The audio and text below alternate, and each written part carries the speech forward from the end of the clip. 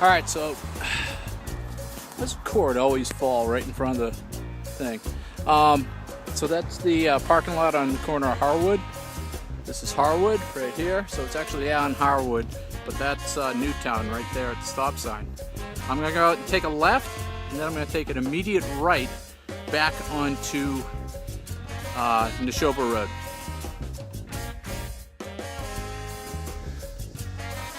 Alright, so just climbing up the hill.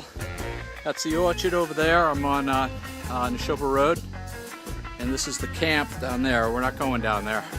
If you look straight across here, you can't see it, but basically in that stone wall, that's where that cut across trail comes out that I was talking about before when I was over on Nagog Hill.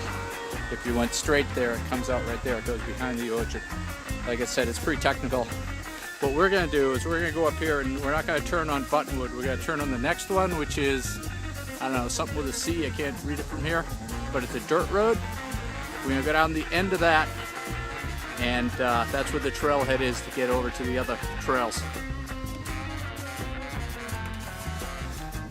Alright, so I just climbed up this sort of semi-dirt road here. Looks like they made some half-hearted, low-budget attempt to pave it. Hi guys! And that's up from Neshoba Road. And we come into the Sarah Doublet forest. And what we're going to do is we're going to go to the left here. And you can see there's almost like a little turnaround there. You're going to cut right in there. There's like a trash can and a picnic table. And there's a single path behind there that you're going to follow. Crosses a stone wall, loops down to the right, and ends up on a road. That's where we're going next. A dirt road, I don't know what you would call it. A wilderness road. Alright, paying attention, Anthony? We just came in this single path from the Sarah Doublet picnic area. This is the road. It's kind of overgrown now, but this is basically a kind of a dirt road. This is, if you go straight, there's this really nasty, technical, rock garden filled little loop. It's probably 2/10 of a mile long, but it's steep and it's all rock gardens. So Anthony, that's the part you like. I'm not riding that because, let's face it, I lost enough blood this year. Alright?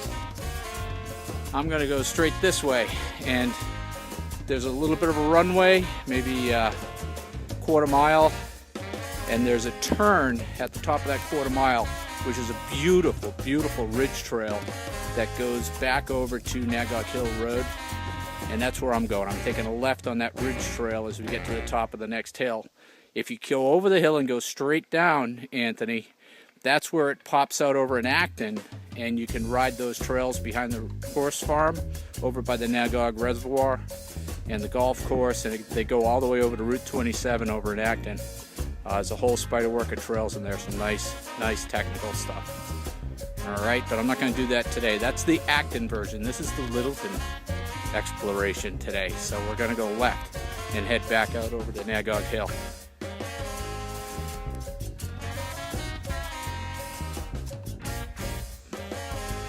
Okie dokie. So, we just came down this really nice hill.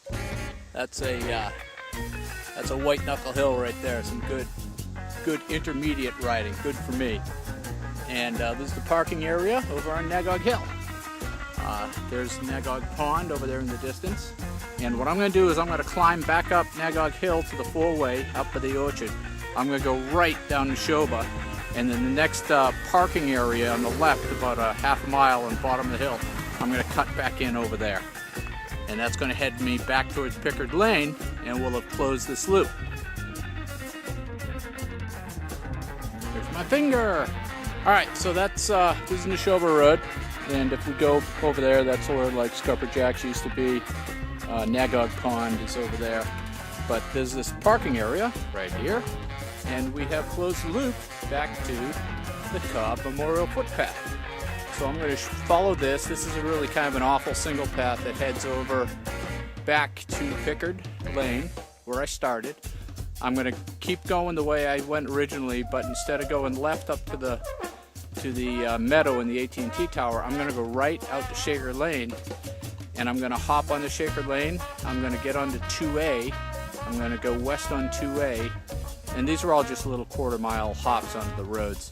And I'm going to cut into the Neshoba Valley ski area from the 2A side, not from the Powers Road side. And I'll show you some hidden trails over there that are really, really nice.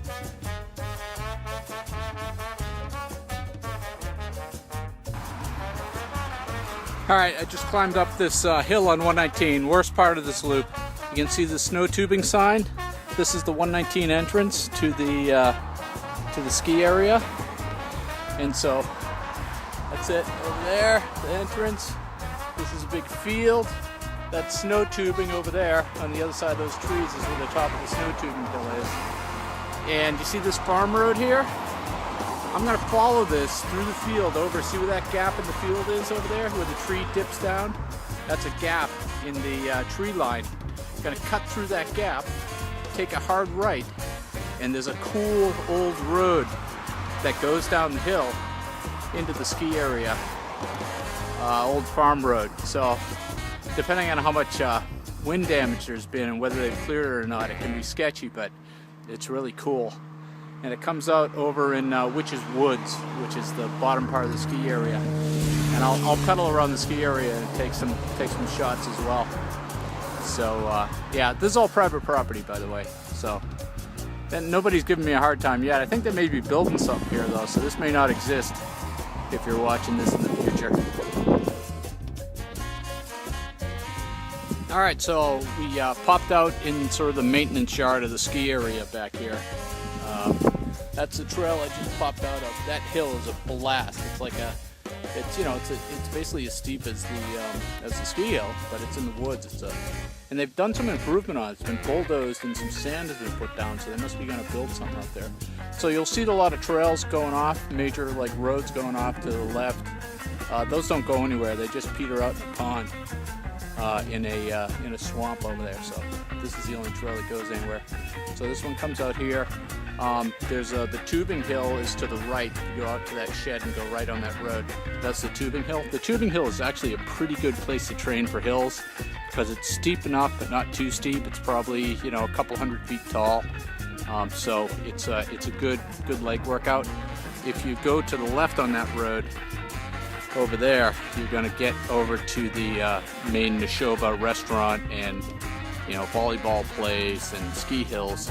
Those ski hills are a little tough. They're a little big for me to climb. Maybe you hardcore hill guys would do it, but they're a little much for me. And then people can see you. What I'm going to do is I'm going to follow this road here through Witch's Woods. You got a portage across a stream.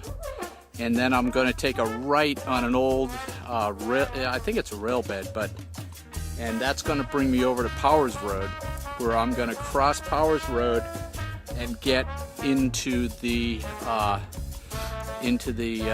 other trail system on the other side of Powers Road. So I'm mapping all this hopefully. So I'm about an hour and 53 minutes out. I've only ridden about 10 miles. I've been stopping a lot, yeah. But that tells you how technical it is, right? You're not going real fast on any of this stuff. So I'll pick it up when I get over on the other side of Powers Road. All right, well, focus. There you go. All right, what's going on here? Stop it. Am I recording? I don't know, but we'll assume I'm recording. So look at my little friend. You see my little friend over there? My little friend the beaver. I was going to cross the stream right here and go out that trail over there, but my little friend has built a dam and he's flooding this whole area. So I'm just going to cut through the ski area and get to Powers Road that way instead of taking this little woods shortcut. Which frankly is pretty pretty sketchy for the quarter mile of trail you get to work in. It's pretty sketchy, but if you follow that straight, it actually comes out on 110 over by the 99s. If you follow this trail straight, if you take the right up here, it comes out on Powers Road, behind where the New Life church used to be, that little like sort of strip mall place. So I'm just going to go back and take the ski area road out to Powers Road and then go up Powers Road. Maybe I'll go up Powers Road all the way to the end to the other parking lot so I don't have to ride that twice to show that to you. So that's what I'll do. I'll go all the way out Powers Road to 225 and go down to the 225 parking lot to go into the woods that way. That's funny. Beaver. I wonder what's going to start flooding. Well, I guess it was already a swamp. I don't know if these guys will... The closest thing are some industrial buildings over there. And see if they start finding water in their building. Mr. Beaver's been at work. That's funny.